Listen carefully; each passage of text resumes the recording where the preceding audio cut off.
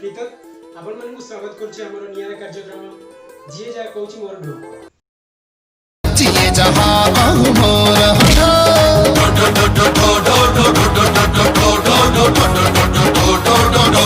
ये मोर ढो।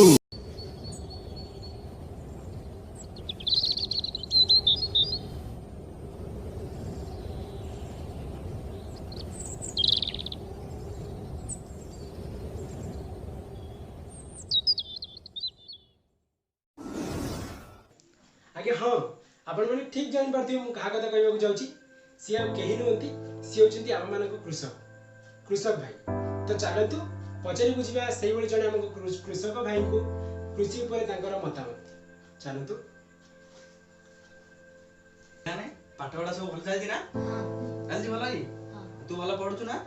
आउ जदि न पढियो मोर भलिया मूर्ख आका हबो बुझिलो ए न पढियो मोर भलिया मूर्ख आ होजियो भले के मन पाठ पढ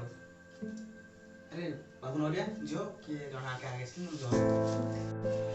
हाय नमस्कार आसुन आपण की आपण काय मु एबे केबे देखिला भले हमने मु रिपोर्टर प्रीतक कृषि विषय आपण किछि पचारि जाय आछि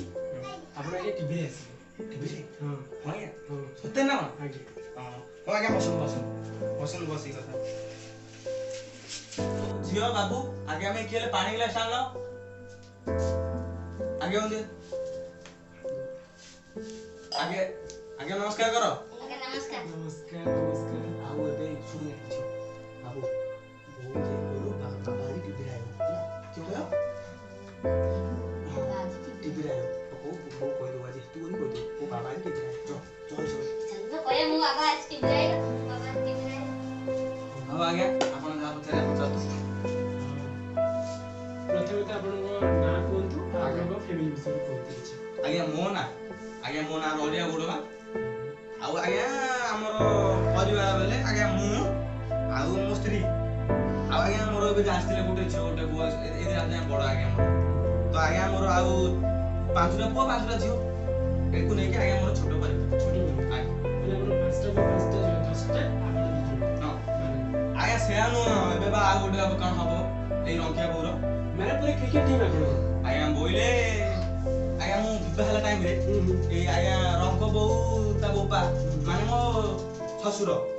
तांको मो तांको झियो विवाह आसी आगे कहिदिली माने शपथ करदिली आ कहिदिले आगे तम झियो आसिले मो घर आगे केबे खाली पेट रहिबनी तो सब बेले आगे एमती आ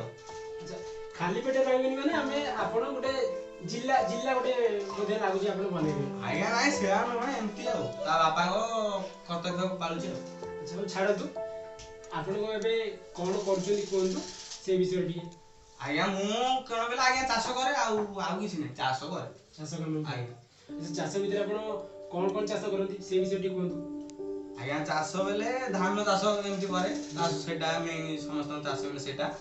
आउ आज्ञा बाई गानी ए पोटल जनी काकुडी झुलण आज्ञा सब लगाए आउ एथिरे घर परिवार मोर आज्ञा चलाए आउ या मोर काम अच्छा अब तले केबेटु आपण चाष करछुनी केबेटो आज्ञा मो उपा ता उपा एमति आज्ञा चाली तो मु भी सेटा ही करू चाष आउ मु पढ़ा पढ़ी आज्ञा हमर किए नाही मो उपा काल दिला चालीला भी चाष करछि माने आपण पारिवारिक काम आपण निजे निजे आज्ञा हां अच्छा मते गोटे आगुडी कथा कहतो चाष भीतर आपण कोन जिनटा सबसे भल लागे आज्ञा चाष विषय आज्ञा मते किछि कुहंतुनी चाष मते आज्ञा किछि भल लागुनी चाष कोन एटा अच्छा एमिति काई कि आपण चाष आपण माने बापा आपण आपण चाष करछुनी आज्ञा ताले चाष प्रति एमिति काई आपण किछि असुविधा अछि असुविधा आज्ञा असुविधा अछि से विषय किछि के कहतो आज्ञा से विषय बेले एई गला वर्ष देखन ए आगे की फनी ना मनी आसला सब आज्ञा सब उजड़ी नै गला आउ हां बात्या जो आस्तिला तामे मूर्ख लोग आज्ञा हम कोन जानू की आउ तापरे आज्ञा देखन ए वर्ष धान बारा हाथी ए सब तळी खाइदले तापरे आज्ञा तळी पोडी जाउची खरा एति जो बर होची हां वर्षा न हो आज्ञा सब पड़ जाउची आज्ञा एई वर्ष देखुन कि आज्ञा कोरोना ने भइला आनंदी सब हाटी रे खाइला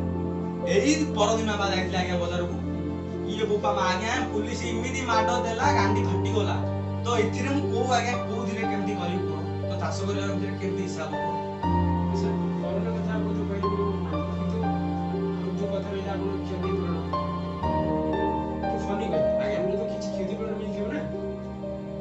କ୍ଷତିପୂରଣ ମାନେ ଏବେ ଆଜ୍ଞା ଜଣେ ଚାଷୀ ପ୍ରତି ଆଜ୍ଞା ସରକାର 100 ଟଙ୍କା ଦେଲେ ବେଲେ ସେଟା ଆଜ୍ଞା ଆମ ପାଖକୁ ଆଇଲା ସେ ଆଜ୍ଞା ଟଙ୍କା ତ ଏଥିରେ ଆମେ ଆଜ୍ଞା ଏଥିରେ ଆମେ କଣ କରୁ ଯାହା ଯେମିତି ମିଳେ ନା ସେତିକି ତ ଆଜ୍ଞା ଭାସି ଯାଉଛି ଆମର ଆଉ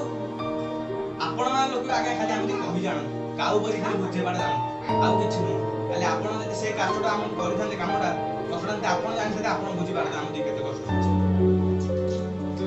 ଆପଣ ଜଣେ ଚାଷୀ ସେମିତି ମତେ ନିପୁଣ ମୁଁ ମୋ କାମ କରୁଛି ଆଉ ସେଟା ମୁଁ ଠିକ ରୂପରେ ମୋ କାମ କରୁଛି ଏ କାହିଁ ସବୁବେଳେ କାହିଁ କେତେ ବେଳେ ଥର ଏଇ ଗୋଟେ ମାନୁ ଆଗେ ଗୋଟେ ଆଜି ବହି କଥା ହଉଛି କହିଲେ ବୁଝୁନ ସେ କାହିଁ ବାରମ୍ବାର ବାଣ୍ଟି ବୁଝ ଏଠି ବନ୍ଦ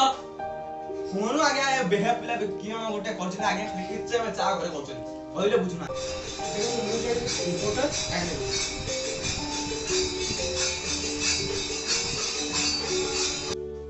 ଆପଣଙ୍କର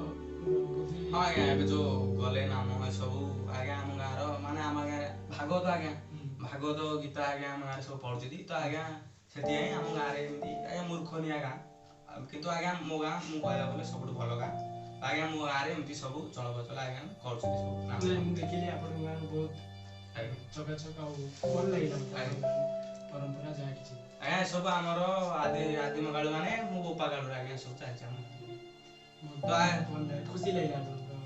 ଆସି ହଁ ଆଜ୍ଞା ଆପଣ ଏବେ କଣ ପଚାରୁଥିଲେ ଆଜ୍ଞା ଏ କେଚେ ମେଚେ ପିଲାମାନେ କହିଲେ ବୁଝୁନାହାନ୍ତି ଆଜ୍ଞା ତ ସେମାନେ ଗଲେ ଆପଣ କୁହନ୍ତୁ ଯାହା ଗହଳି କଥା ପରିବାର ଚଳିବ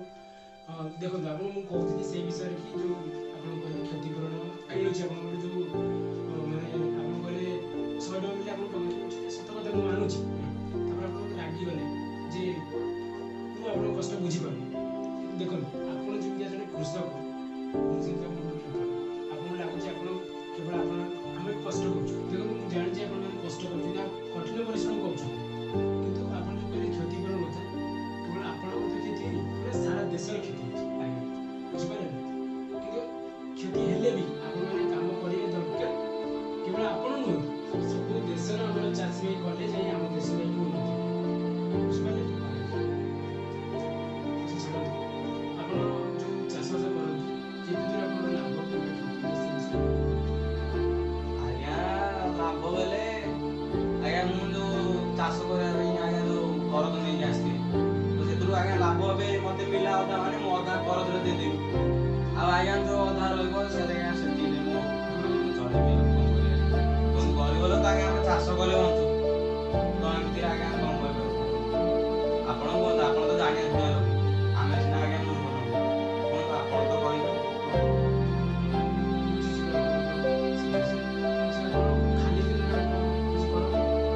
ହଁ କରେ ଖାଲି ସମୟରେ ମାନେ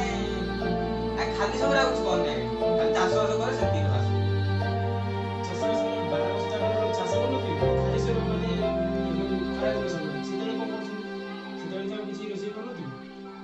ଆଜ୍ଞା ସେଥିରେ ଆଜ୍ଞା 12 ମାସ ତ ଆମର ଚାଷ ହୁଏନି ଆମର ଏପଟେ ଆଜ୍ଞା ଖଣି ସେମିତି ନୁହଁ ଆଜ୍ଞା ହଁ ମାଟି ଆମର ଆଜ୍ଞା ସେମିତି ନୁହଁ ଆଉ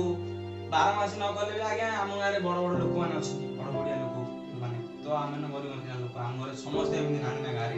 ବଡ ବଡ ଲୋକ ଆଜ୍ଞା ସେମାନଙ୍କର କାମ ଲାଗେ ତ କାମ ଲାଗିଲେ ଆଜ୍ଞା ସେମାନେ ମୂଲ୍ୟ କରିବାକୁ ପଡେ ମୂଲ୍ୟ କରି ସାରିଲା ପରେ ଆଜ୍ଞା ସବୁଦିନ କଣ ମୂଲ୍ୟ ମିଳେ ସବୁଦିନ ମିଳେନି ଆଜ୍ଞା ତ ନ ମିଳିଲେ ଆଜ୍ଞା ମୁଁ ରଖିଛି ଗାଈ ଗୋରୁ ମେଣ୍ଢା ସବୁ ରଖିଛି ଆଜ୍ଞା ମୁଁ ସବୁ ରଖିଛି ତ ସେଥିରେ ଆଜ୍ଞା ସେମାନଙ୍କୁ ଚରେଇ ନେଇ ସେମାନଙ୍କର କି ଦୁଧ ଆଉ ଗୋବର ଆଜ୍ଞା ସବୁ ବିକିକି ଏମିତି କିଛି କିଛିରେ ବାସ୍ ଘର ଚଳାଏ ଆଜ୍ଞା ଆଉ କଣ କରିବା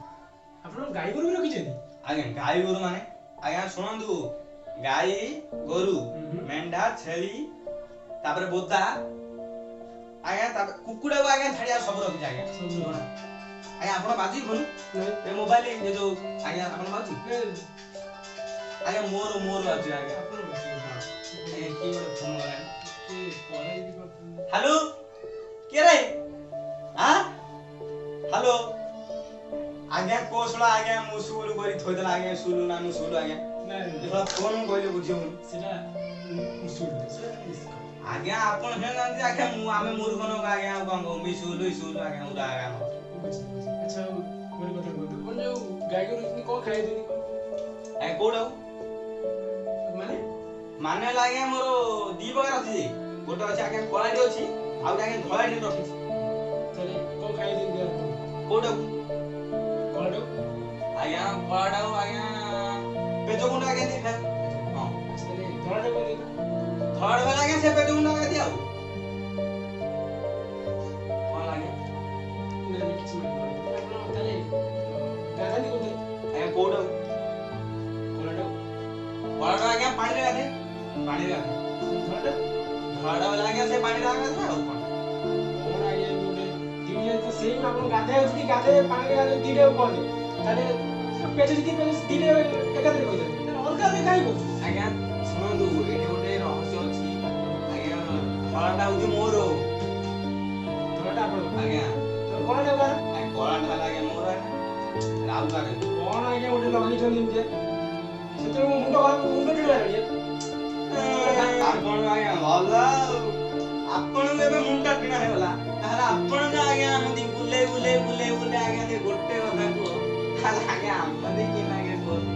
ଆସିଲେ ଲାଗିବ ମୋ ସହିତ ଆଗ ଶୁଣିବ। ଆଜ୍ଞା ସେୟା ନୁହଁ ଆଜ୍ଞା ସେୟା ବୁଝନି ଆଜ୍ଞା ମୂର୍ଖ ନବ ଆଜ୍ଞା ଆମେ ହେଲେ ସେୟା ରାଗ ସୁଲା କଥା ଆଜ୍ଞା ଏଠୁ ଛାଡ଼ନ୍ତୁ ସେ କଥା ମୁଁ ବୁଝିଲି। ଆପଣଙ୍କୁ ମୁଁ ଲାଷ୍ଟରେ ଏତିକି କହିବାକୁ ଚାହିଁବି, ଦେଖନ୍ତୁ କୃଷି କାର୍ଯ୍ୟ ଗୋଟେ ଏମିତି କାର୍ଯ୍ୟ ଆଜ୍ଞା ଯୋଉଟା କି ଏବେର ଟାଇମରେ ଆପଣ ଦେଖନ୍ତୁ କୋରୋନା ଟାଇମ ଏବେ ଭାରତ ବାହାରେ ହଉ କି ଆଜ୍ଞା ଭାରତ ଭିତରେ ଏବେ ଦେଖୁନାହାନ୍ତି କି କରୁନା ନେବୁ ଆଜ୍ଞା ସେଥିପାଇଁ ବା ମୁଁ ଏମିତି ହଇରାଣ ହେଇଛି ଏ କରୁନା ଆପଣ ଜାଣିଥିବେ ଆପଣ ଗାଁରୁ ବି ସୁରଟ ହଉ କିମ୍ବା ସେ ତାମିଲନାଡୁ ବାହାରୁ ବି ଆପଣଙ୍କ ଗାଁରେ ଆସିକି ବହୁତ ଲୋକ ହଁ ଆସିଛନ୍ତି। ଆଜ୍ଞା ବହୁତ ଆଜ୍ଞା ସୁରତରୁ ଆଜ୍ଞା ଅଧିକ ହେଇଛି ଆମ ଗାଁ ସୁରତ ଦେଖ ଆପଣ ମାନେ ଜାଣୁଛନ୍ତି ଯେ କେତେ ଦୂର କାମ ଚାରିଆଡେ ବନ୍ଦ, କାହା ପାଖରେ ଏବେ କାମ ନାହିଁ। ଯଦି କାହା ପାଖରେ କିଛି କାମ ଅଛି କିମ୍ବା କିଛି ଗୋଟେ କରିବା ଯୋଗ୍ୟ ବି ଅଛି ତାହେଲେ ଆମ ହାତରେ ଅଛି କେବଳ ଚାଷ। ଆଜ୍ଞା ଆଉ ଆପଣଙ୍କର ଯଦି ଏମିତିଆ ଯୋଉ କହିଲେ ଆପଣ ଫନି ଯୋଗୁ ଆପଣ ଯଦି ବାତ୍ୟା ଯୋଗୁ ଆପଣ ଯଦି ଚାଷବାସ ବନ୍ଦ କରିବାକୁ କହିବେ ତ ହଇରାଣ ହେଇଯିବ ନା। ଆମ ଦେଶର ଅର୍ଥନୀତି ଏବେକା ପରିସ୍ଥିତିରେ ହଁ ଯେତିକି ଆଜ୍ଞା। ଖସିକି ଅଛି ହୁଁ ଆହୁରି ଖସିଯିବ। ହଁ ତ ଯଦି ଆମ ଦେଶର ଅର୍ଥନୀତି ଅଛି କେବଳ ଆପଣଙ୍କ ହାତରେ, ଖାସ କରିକି ଏଇ ପରିସ୍ଥିତିରେ ଆପଣ ତ ନୁହଁ, ମୁଁ କହିବାକୁ ଚାହିଁବି ଆମର ସବୁ ଦେଶବାସୀଙ୍କୁ ଯେ ଚାଷ ପ୍ରତି ବିକୃତ ମନୋଭାବ ନ ରଖି ଚାଷ ପ୍ରତି ଧ୍ୟାନ ଦିଅନ୍ତୁ। କେବଳ ଚାଷୀ ନୁହଁ, ଆମ ଦେଶର ସମସ୍ତ ଭାଇମାନଙ୍କୁ ମୁଁ କହିବାକୁ ଚାହିଁବି କି ଯିଏ ବି ଯାହା ବି କରୁଛନ୍ତି ସବୁ ମନ ଧ୍ୟାନ ଦେଇ କରନ୍ତୁ ଏବଂ ସଠିକ ରୂପରେ କରନ୍ତୁ। ତାହେଲେ ଯାଇ ଆମ ଦେଶରେ ଏବେ ଯୋଉ କରୋନା ପରିସ୍ଥିତି ଚାଲିଛି ଏଇ ସଙ୍ଗୀନ ପରିସ୍ଥିତିରେ ଆମ ଦେଶ ଏଇ ସଙ୍କଟପୂର୍ଣ୍ଣ ପରିସ୍ଥିତିରୁ ବାହାରି ଆସିବ। ନଚେତ୍ ଆମେ ବି ହଇରାଣ ହେବା, ଆମ ଦେଶ ବି ହଇରାଣ ହେଇଯିବ ଏବଂ ଆମ ଦେଶର ଅର୍ଥନୀତି ବି ତଳକୁ ଆସିଯିବ। ମୁଁ ଏତିକି କହିବାକୁ ଚାହେଁ। ବାକି ରହିଲା ଆପଣଙ୍କ ଉପରେ, ଆପଣ କଣ କହିବେ? ହଁ ଆଜ୍ଞା ମୁଁ ତ ବୁଝିଲି ଆପଣ ଯାହା କହିଲେ ଆଜ୍ଞା ଏବେ ଆଜ୍ଞା ଯୋଉ କହିଲେ ଯୋଉ କରୋନା ଯୋଗୁ ଆଜ୍ଞା ସବୁ ବିଷୟରେ ତ ବହୁତ ଆଜ୍ଞା ଅସୁବିଧା ହଉଛି ଗାଁର ବି ଲୋକମାନେ ଆପଣ ଯାହା କହିଲେ ଆପଣ ଆଜ୍ଞା ମୁଁ କହିବି ମୁଁ ଆମର ମୋ ଚାଷୀ ମାନେ ଆମ ପଡ଼ୋଶୀ ଚାଷୀ ଭାଇ ମାନଙ୍କୁ ସବୁ ବୁଝେଇବି ଆଜ୍ଞା ବୁଝେଇବି। ଧନ୍ୟବାଦ ମୁଁ କହିଥିବା ଆପଣ ବୁଝିଲେ, ବହୁତ ଅଶେଷ ଧନ୍ୟବାଦ। ଆଜ୍ଞା ଠିକ ଅଛି ଆପଣ ତ ଆଜ୍ଞା ବୁଝିବା ଲୋକ ଆମେ ବୁଝିବା ଲୋକ ଆଉ ଠିକ ଅଛି। ତେବେ ମୁଁ ଆସୁଛି, ଆଜ୍ଞା ଆପଣ ସାକ୍ଷାତ ଦେଖିବେ ଆଜ୍ଞା ହେତୁ କରି ଟିଭିରେ ଆଣିବି କିନ୍ତୁ ଆଜ୍ଞା ମୁଁ ନରିଆ ବୋଉ କହିଦେଇଛି ନିଶ୍ଚୟ ନରିଆ ବୋଉ କହିଦେଇଛି ଆଉ ମୁଁ ନରିଆ ବୋଉ ଜଗିଛି ମୋ ଝିଅ ଜଗିଛି ଆଉ ମୁଁ ଟିଭିରେ ଆଇଲେ ଆଜ୍ଞା ଦେଖିବେ ଆଜ୍ଞା ହେତୁ କରି କହିଦେବି। ମୁଁ ଶେଷରେ ଏତିକି କହିବାକୁ ଚାହିଁବି, ଜୟ ଯବାନ ଜୟ କିଷାନ। ଆସନ୍ତୁ ମିଳିମିଶି ଚାଷ କରିବା ଆମ ଦେଶକୁ ଆଗେଇ ନେବା। ଜୟ ଯବାନ ଜୟ କିଷାନ। କ୍ୟାମେରାମ୍ୟାନ ନାରାୟଣଙ୍କ ସହ reporter Pritam reporting at Ganjam. ଯଦି ଆପଣଙ୍କୁ ଭିଡ଼ିଓଟି ଭଲ ଲାଗିଛି ତେବେ ଲାଇକ୍ କରନ୍ତୁ, ସେୟାର କରନ୍ତୁ ଆଉ ସବସ୍କ୍ରାଇବ କରନ୍ତୁ, ସାଇଡରେ ଥିବା ଘଣ୍ଟି ବଟନକୁ ଠକି ଦିଅନ୍ତୁ। ଟକି ଦିଅନ୍ତୁ।